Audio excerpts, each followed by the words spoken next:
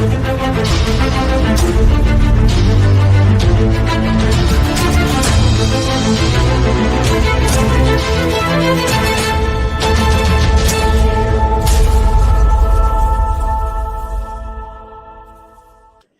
are continuing our series of top returning Bulldogs. I'm Dayne Young. That's Brent Rollins. We co-author Film Don't Lie over at ugasports.com, where we combine the data from Brent's perspective, mainly through the PFF database, and then some of the video work that I do, and then also just the coaching that Brent has done and the people we talk to give you a full aspect of what's going on with Georgia football. And this series, we are breaking down the top returning Bulldogs based off of those PFF grades. And Brent, we say this every episode, but it is important to say this is not based on who we think are the best players at Georgia. No. This is simply based on what the data at PFF says.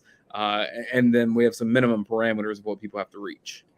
And especially with this player that we're about to talk about, if we had talked like odds and put this from a Vegas perspective, that not this previous G-Day that we just saw, but the one before the national championship season, hey, this guy is going to be a top returning player in 2022. What were the odds? I mean, could you have gotten 100 to 1 or something like that? Like, could you have gotten some insane odds on this guy being one of those guys? And that was Dirty Dan Jackson. Dan Jackson, here he is. And so still not on scholarship as of when we're recording this. We do expect that to happen at some point. Walk-on last season, really emerged in a secondary that needed some help in terms of bodies, and then he was a valuable contributor. They still had to rework the secondary throughout the season, but as we will show you in the most important play of the season, there he is doing what he does, which is run fast and give effort.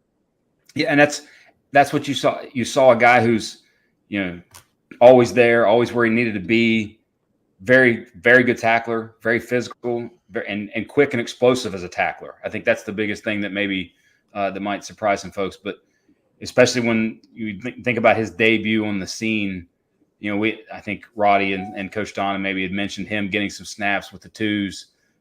2 off seasons, not this off season, but the previous one. And then in the G-Day game, Darnell puts him on his absolute hood, and it becomes sort of the one play that people know him for. But he was a big time contributor this past season, and it's going to be now a sort of veteran leader coming into this season, and a guy who, while I doubt he's a starting player, is going to be a great rotational player for Georgia in the secondary. He may not be a starting player, but like you said, considering the amount of plays that he impacted at Georgia, considering that he's undersized, I mean, that no doubt about it, for an SEC defensive back, he's undersized. He overcame a lot and is doing, I think, more than enough to definitely be on scholarship. So I expect that to change at some point. But it was some of the special teams plays. It was some of get on the field and make a difference, and he did that. Yep, big time player right now for them. And any experience when you think about the secondary, that's an area where outside of a couple guys, outside of Ringo, outside of Christopher Smith, William Poole is going to be there. But in terms of who and the where, like that, it's a lot of unknowns within the secondary. But you at least know that he's going to provide a lot of quality depth and good play when he's on the field. We start with one of those special teams play deep in Arkansas territory, the Razorbacks punting. And I think we all remember this play. Dan Jackson just kind of not slowly. He sneaks around through here and kind of meanders and gets the block. This is just fun to watch, because this is one of those things where you just coach all week and you do it. And then he gets in there. He didn't have Billy Bob. He wasn't Tweeter with Billy Bob leading the way in like Varsity Blues, but very much sneaking through there, coming around someone and making the play out. Just unfortunately for him, he couldn't find the football and get the touchdown as well. But Zamir White, back-to-back years, Zamir White against Arkansas with the punt block touchdown. It's what's interesting. So if I asked you, where do you think Dan Jackson rated in terms of highest graded special teams players? When you just look at special teams grades, where do you think he would rank for the team? I would say probably like dead in the middle, right? Top 4th. Yeah. So in terms of the highest special teams grade this past season, also one of the highest returning graded players, Jalen Carter. Jalen Johnson was the second and highest graded in terms of special teams, and then Nolan Smith. But fourth was Mr. Dan Jackson. Now, we talk about some of the things that he did in coverage. He's off the screen to start this play. This is SEC championship against Alabama. So and this is one where you saw it coming. Yeah. And once they motioned, because Ringo was initially on Mechie, and then they motioned the guy all across, and Ringo went out to the outside, and it put Jackson squarely on Mechie in the slot. And this is one where, by the way, it's an amazing throw, but he still got beat. It's one where I think you didn't really see as much of him in this game after that. But what's interesting about that is, you think, all right, well, he was a liability in coverage.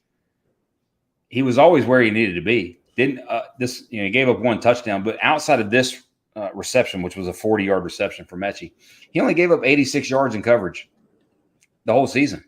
Like, that's phenomenal.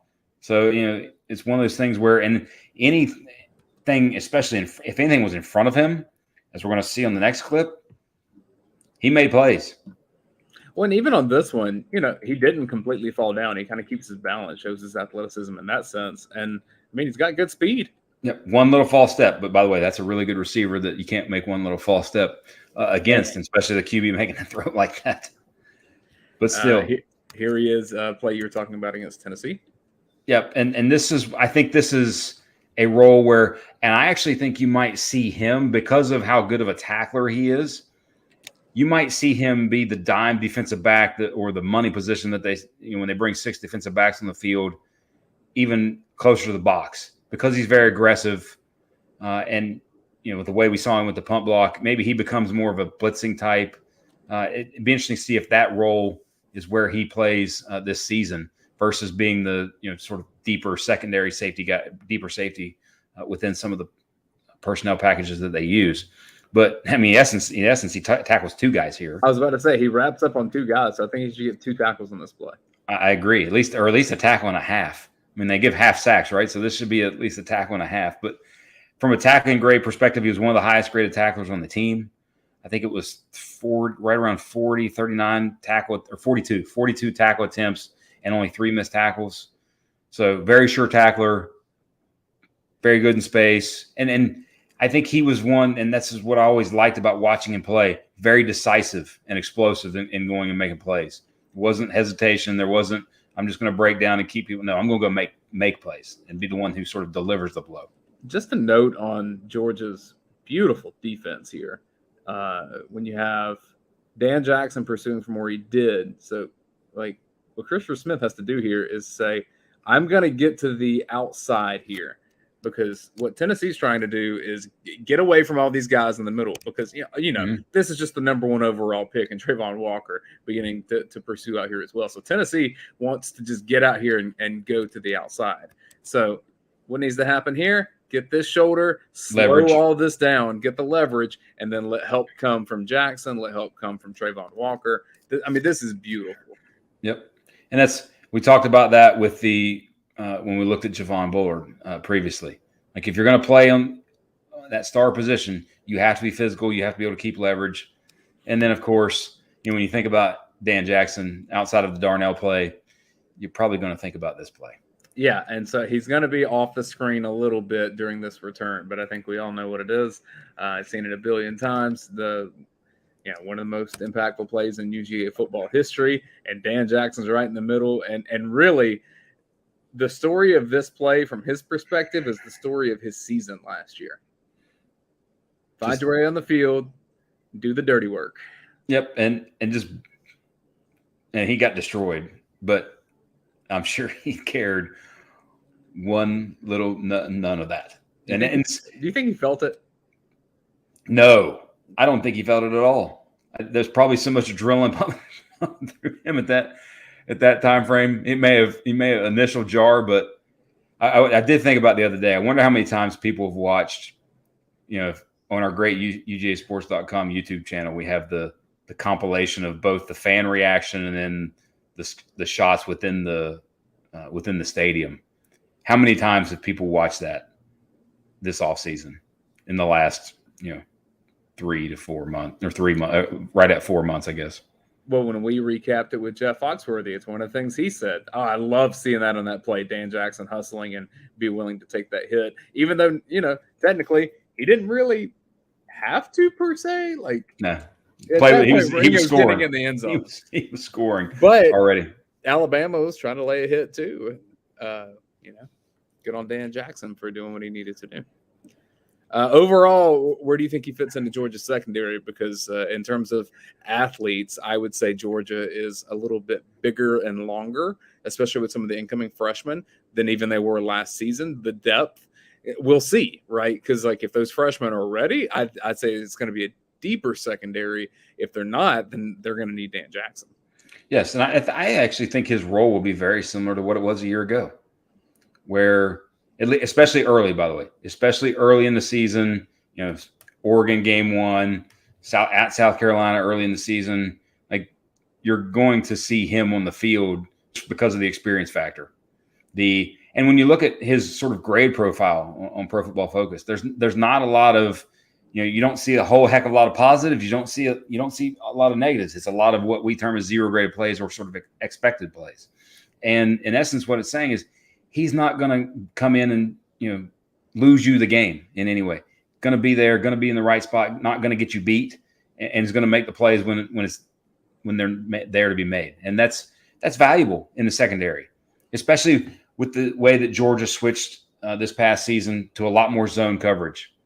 That's what did we see in the SEC championship game? They found a way to get him man-to-man against Mechie versus him for the majority of the season being in zone, being able to see the QB's eyes, read, react, and go be physical like he is as a tackler. It's frankly the difference in Georgia winning a national title and not, right? In 2017, you needed people like that just make the plays that you need to make. Don't give up the critical things. Right. And that changes the whole math of that game. Now, I will say that in the latter part of the season, there were teams trying to pick on Dan Jackson and say wherever he is, we're going to get a matchup with one of our best receivers there because we feel good about that. So Kentucky offensive coordinators are trying to exploit that. Mm-hmm. Yeah, and Kentucky had a couple of chances that just didn't make good enough throws. His coverage was good enough that you had to make a great throw to beat him. But he's going to be there, and that experience is valuable. You can't replace it. Well, I guess we get to talk about Will Levis another day from all these draft boards that he's in top fives and stuff out of nowhere. Yeah. Tis the season, right, for mock drafts that make no sense. We'll get back around to that next year. We're going to continue doing the series over at ugasports.com. So now we are 4 players through, and we still have 19 to go. That's the amazing part. That's the amazing part about this list, because when we think about last season, when we did this, because we've done this, I think, for the last couple of years now, it was 17. Yeah. Now we're 23. And the first round was just littered with amazing players from Georgia. And Georgia just set a record for number of people drafted. Yeah. And this is a guy that's not even on scholarship that is making the top 20. Again, he will be soon. I keep saying that because it needs to happen. But this list will keep on going over at ugasports.com. Subscribe to our YouTube page if you haven't already. We are the most popular Georgia Bulldogs YouTube channel on the internet, and we want to make sure that we keep pumping content to reward you guys for being loyal to us and really making it where we can do the greatest job that we get to do. It's fantastic. So coming up, more of this series from ugasports.com. If you're a member of UGA Sports, you get to see that we have some conversations happening around this. Some people surprised Sedrick Van Pran a little bit lower. We had to explain why the data said that was the case, but then we also showed with some of the video as well. So we'll keep doing this over on ugasports.com as well. Go check out the site. You can see a lot of the free content just on the front page and articles. But if you really want to get the magic of what ugasports.com is and why it's been kind of the legacied UGA fan place, it's the dog vent. You need to be a member on the board, and even if you're a lurker and don't like to post a lot, or if you're one of the people that post immediately the second things come out, we like it all. So come check out the conversation over there. We'll continue doing this series, breaking down the top returning Bulldogs. And as we're recording this, Brent, we are pretty much a week away from June, which means the season is approaching. And so by the time we get done with this list, I think we'll be in full-on preview mode for Georgia versus Oregon. Fall will be upon us. So we'll keep chugging along over here. Appreciate you as always. And thank you for watching.